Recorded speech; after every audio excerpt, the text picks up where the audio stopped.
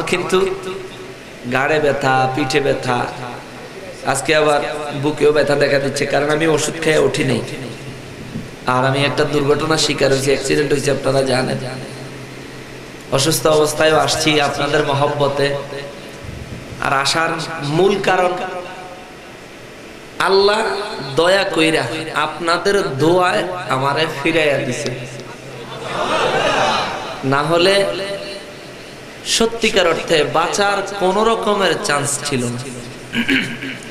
তারপর আল্লাহ বলতে গেলে বলা যায় যে এই রকম অ্যাক্সিডেন্ট হয়েছে, এই অ্যাক্সিডেন্ট থেকে বলা যায় যে আল্লাহ পুরো সুস্থই রাখছে।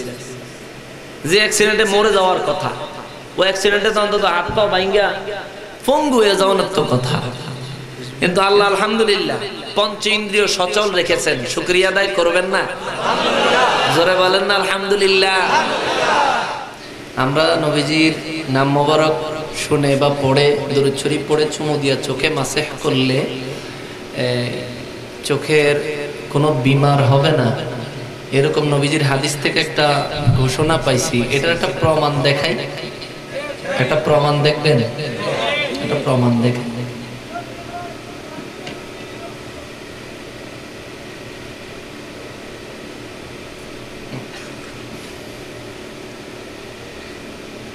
আমার অনেকটাই আলহামদুলিল্লাহ ভালো হয়ে গেছে।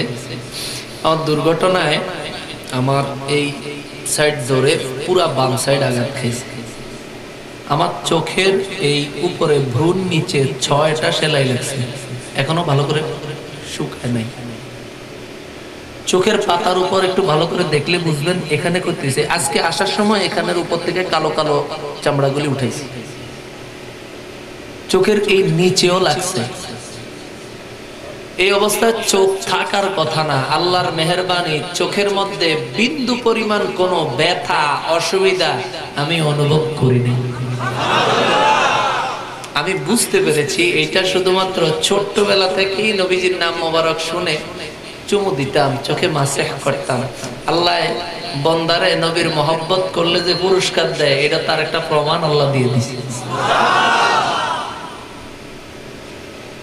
একটা নিজের আকল দিয়ে চিন্তা করেন, চোখের নিচে চোখের পাতা অলরেডি কেটে কুটে গেছে, পাতা ছিলে গেছে, তার মধ্যে চোখের উপরে 6টা সেলাই লাগছে। আল্লাহর রহমত চোখ কিছু হয়নি।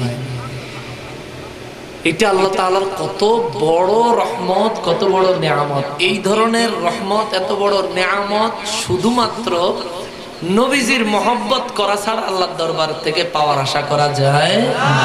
সেজন্য আপনারা আজীবন করবেন, যে যাই বলুক, যে যাই বলুক। আবু বকর রাদিয়াল্লাহু তাআলা আনহু নবীজির মহব্বত করছেন, নবীজিরে ভালোবাসছেন। আবু বকর রাদিয়াল্লাহু রে কাফেররা বালা কইছে না পাগল কইছে? কথা কন না কা? পাগল কইছে। আরে আপনিও যদি ভালো কাজ করেন, নবীর আশিক হন, আপনারাও পাগল কইব। আমাদের দেশের দুশমনের রাসূলেরা, শয়তানের বন্ধুরা, তো তারা যা বলে বলুক, তাদের বলায় কিছু আসে যায় নাকি? কিচ্ছু আসে যায় না। দেখা হবে কার বাহাদুরি কত বোঝা যাবে কিয়ামতের ময়দানে। আসো, সেদিন ফাইনাল খেলা হবে, দেখা যাবে কারা বিজয়ী পার্টি আর কারা জাহান্নামী, সেদিন প্রমাণ হয়ে যাবে। ঠিক কিনা বলে? সেদিন অ্যাক্সিডেন্টে আমার যদি মওত হয়ে যাইতো, তাহলে আলহামদুলিল্লাহ আমিও শাহাদাতের মর্যাদা পাইতাম। নবীজি বলেন, যারা দুর্ঘটনার শিকার হয়ে মারা যায় তাদের জন্য শহীদি দরজা। জোরে কন্না সুবহানাল্লাহ। আর আমি তো সিলেট থেকে মাহফিল করে চাঁদপুর মাহফিলে গিয়েছি, সেখান থেকে মাহফিল করে ফেরার পথে এই অবস্থা, ফিরার পথে এই অবস্থা। তাইলে আমি ভালো কাজেও ছিলাম, আবার পরে আরেকটা মাহফিলে ভালো কাজে যাওয়ার পথে ছিলাম, আবার হচ্ছে অ্যাক্সিডেন্ট, দুর্ঘটনা। তাইলে আমরাও যদি এরকম ভালো কাজ, নেক কাজের মধ্যে সবাই থাকি, তাইলে আমাদের যদি ওই নেক কাজ অবস্থায় যদি মওত হয়, আমাদেরকে শাহাদাতের দরজা আল্লাহ কি দিতে পারে না? জোরে বলেন, পারে না? আল্লাহ তাআলার উপর ওই ভরসা রাখবেন। সিদ্দিক আকবর রাদিয়াল্লাহু তাআলা আনহু আমাদেরকে শিক্ষা দিলেন। আবু বকর রাদিয়াল্লাহু নিজে নবীর মিলাদুন নবী করছে, আমাগরও করণের লেগে কইছে, এবং মিলাদুন নবীতে খরচ করার কথা বলছে। এই জন্য আমরা করি। যারা আবু জাহেল মার্কা নবীর আগমনে খুশি হইতে পারে নাই, যারা ইবলিস শয়তান মার্কা, তাদের সাথে আমাদের কোনো সম্পর্ক তোমরা তোমাদেরটা নিয়ে থাকো, আমরা আমাদের নবীর আগমন আনন্দ উল্লাস নিয়ে রইলাম। তবে হ্যাঁ, তোমরা এটা করলে করো, না করলে নাই, খবরদার বিরোধিতা করবা না। আহমদ রেজা নিবেদিত এস.এম. আব্দুল লতিফ পরিচালিত ইউটিউব চ্যানেল চিশতি ওয়াজ।